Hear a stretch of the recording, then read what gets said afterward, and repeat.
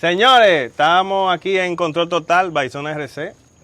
Yo soy Samuel de Moya. Yo, César Rodríguez, cariñosamente primo, y tenemos un invitado muy especial. César, gracias a Zona RC por tomarme en cuenta para esto. Hay que aclarar, César, por favor, no me digan pionero porque yo no soy tan bien. Cuando digo pionero es que eres de los primeros. Bueno, no, tampoco, no es que imposible. Tú empezaste el aeromodelismo. Está bien, pero oye, entiende algo. Muchísima gente voló primero que yo. Claro que sí. Yo nací en el aeromodelismo. Yo crecí y nací en el aeromodelismo porque mi papá sí fue uno de los pioneros en el aeromodelismo aquí en Santiago. Y yo tengo muchos recuerdos de esos cuentos, esa historia, de esos juntes de los compañeros del aeromodelismo de Santiago. Esto, diríamos, empezó en la zona monumental, me parece, si mal no recuerdo. Después se trasladaron a Jacagua, que fue el campo de vuelo histórico por muchos años, que incluso podemos dividir la historia del aeromodelismo en lo que fueron aeromodelistas de Jacagua y lo que entonces llegaron al campo de vuelo de la Barranquita, Santiago, que lleva el nombre de mi padre, Rafael Alejandro Llenas. Creo que fue el año 93, por ahí, si mal no recuerdo. ¿Cómo le ponen ese nombre de tu papá? Bueno, ese grupo... ¿Dónde sale eso? Sí, claro que sí. Ese grupo de aeromodelistas veteranos, tengo que mencionar sus nombres, como Fernando Villamil, que lo considero parte de mi vida, como un tío, como una persona que siempre estuvo en la conversación de mi familia. Fernando Villamil, Wilton Llenas, como pariente, primo de mi papá, Chilote. Y ese grupo de amigos, cuando se toma la decisión de mudarse a la Barranquita, al campo de vuelo de la Barranquita, diríamos que a unanimidad se le pone el nombre de mi papá a ese campo de vuelo. Esa inauguración fue preciosísima, muchísima gente, un evento, diríamos, multitudinario para la época, y donde asistimos como familia, y a partir de ahí yo entonces engancho, vamos a ponerlo así, en el hobby. Yo te digo, crecí en esto, en mi casa había un cuarto de aviones, yo veía los aviones, yo veía los repuestos, las herramientas de trabajo, porque mi papá también lo construía.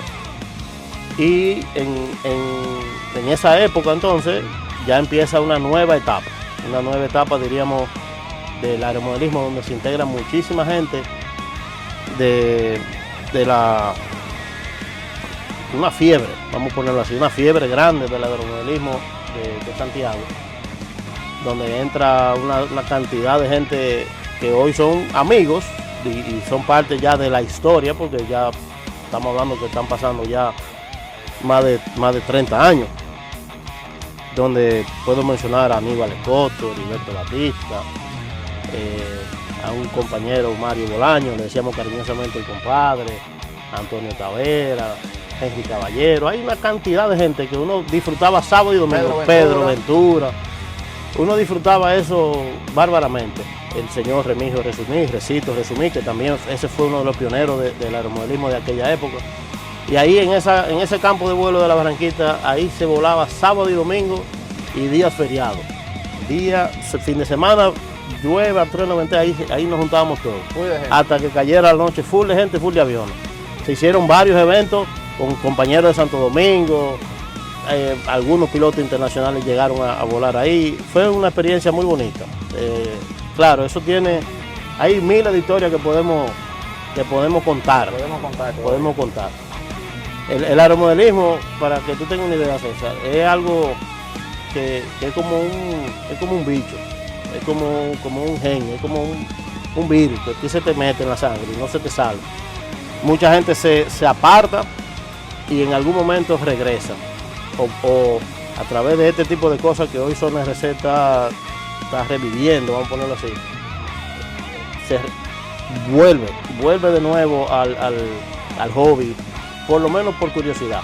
O sea, mucha gente que volaba antes ahora se están animando y vuelan. Sí, y pasan por los campos de vuelo. Hoy tenemos en Santo Domingo una pista preciosísima en Jovilán. Tenemos al amigo Carlos Fernández en Villa Tapia.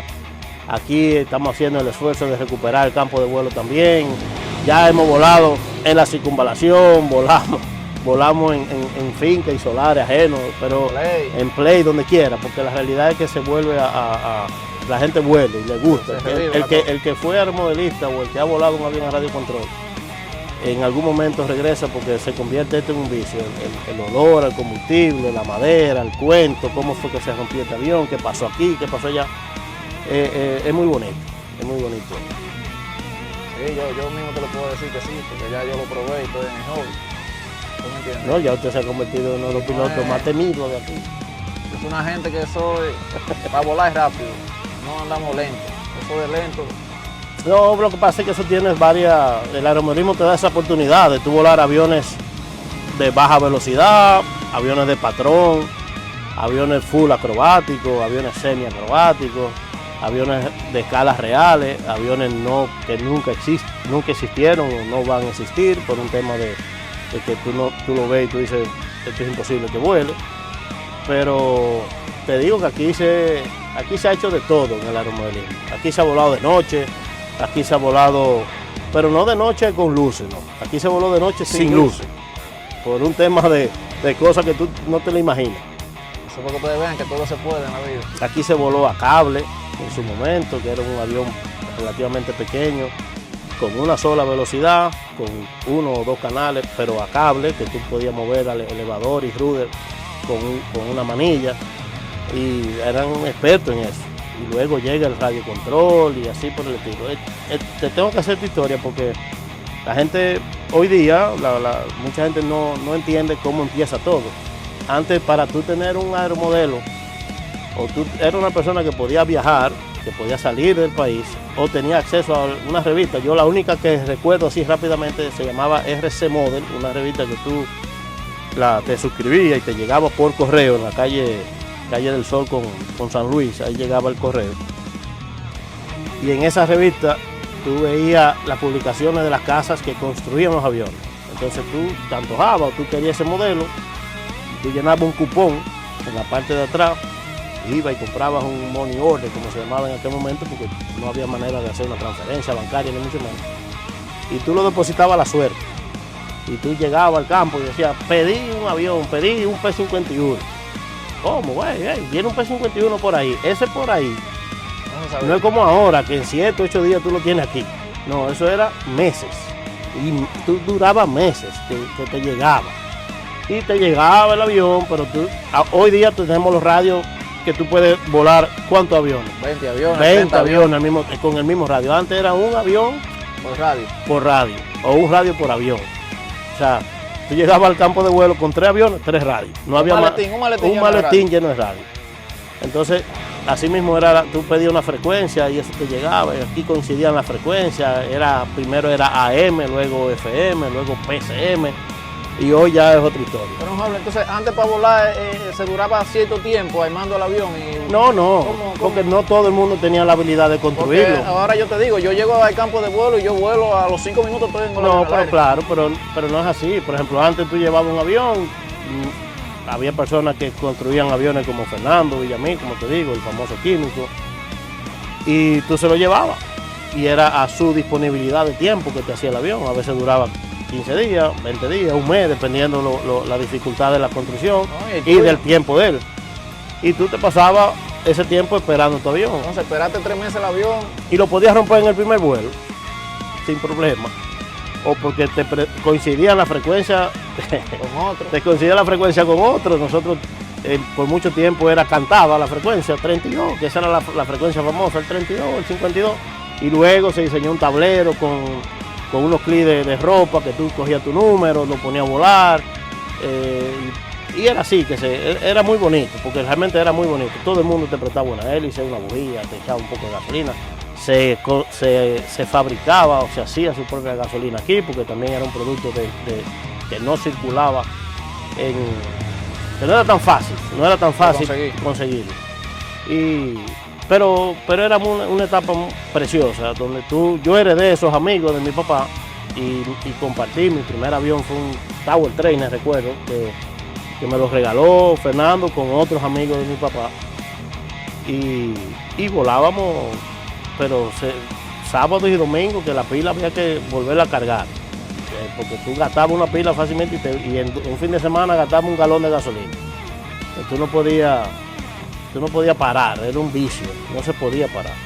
Señores, es una cosa, este muchacho, Mario Llena, sabe tanto que no hay que hacerle muchas preguntas porque no, él va en orden ahí solo. No es que sea Para que tanto, ustedes mira, no es que sea tanto, lo que pasa es que llegué muy joven, yo llegué un niño, yo era un niño, o sea, en los 90, yo tengo hoy 48 años, yo llegué un niño al hobby y obviamente viví demasiadas etapas de esa transición desde esos pilotos veteranos a la Barranquita, ese nuevo grupo que surge en la Barranquita, donde llegaban aviones soñados, o sea, llegó un momento que todo el mundo tenía el mismo avión. Un ejemplo, un P-51. Varios, un P-51, una J3, ¿qué te digo? Aviones... P-40. Esos no eran tan comunes, pero ya llegaban esos aviones como el Cougar, aquí hubieron varios aviones Cougar, varios aviones. ¿Se pegó el Cougar? Sí, claro, porque fue un avión muy de construcción robusta y fue un avión de velocidad en su momento y se voló muchísimo. O sea, aquí hubieron compañeros como el hijo de Fernando Federico, Figi Villamil, Ángelo Minicucci, Antonio Tavera, Héctor Cabrera, y llegaron a ver 4 o 5 Cougar, Gerardo Mera, un grupo. Era una escuadrilla y cuidado, había más de 5 o 6 aviones de esos. Una camada de pilotos. No, y una locura, se volaba, te digo, y que acabo de destacar, y yo le quiero mandar un saludo a Tito Cabrera, que yo lo conocí en el Enduro.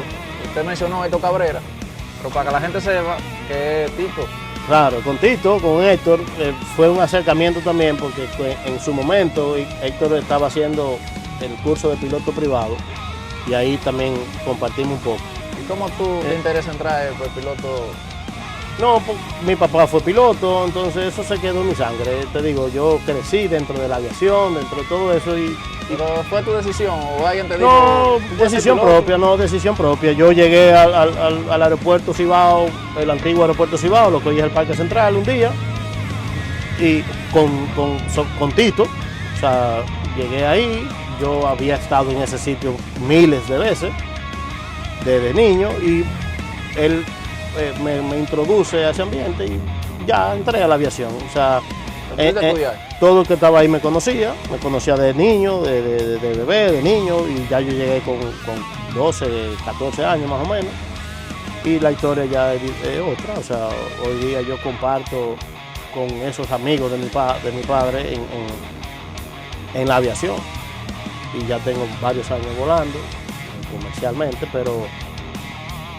y pude hacer las dos cosas al mismo tiempo en un momento. O sea, fui aeromodelista y también piloto en su momento.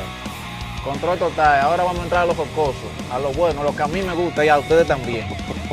Mario, ¿cómo era el entorno de volar en la Barranquita o donde tú ibas a volar? ¿Cómo era la cosa para volar? Si la gente daba mucho show para subir un avión para arriba, o que si aquel canal estaba prendido que yo no podía subir. ¿Cómo era el entorno de vuelo? No, mira, el grupo que yo conocí,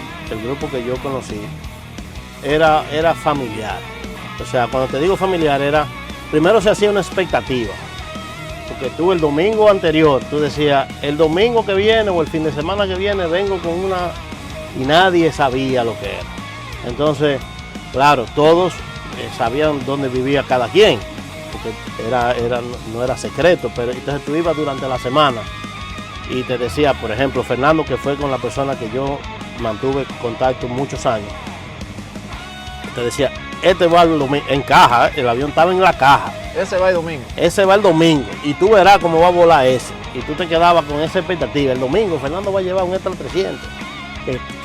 Y tú te ponías, y lo voy a poner un 120, 4 tiempos, por ejemplo. Pero había más que también estaban construyendo. No, pero claro, y otros no te lo decían, y aparecían el domingo con... Era un misterio. Con un misterio, porque eso era parte del show, eso era parte de la emoción.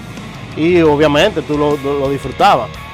Y como todo, aunque tú fueras una persona con cierta destreza para volar, ya tú eres un aeromodelista consagrado, o sea, ya tú volabas bien.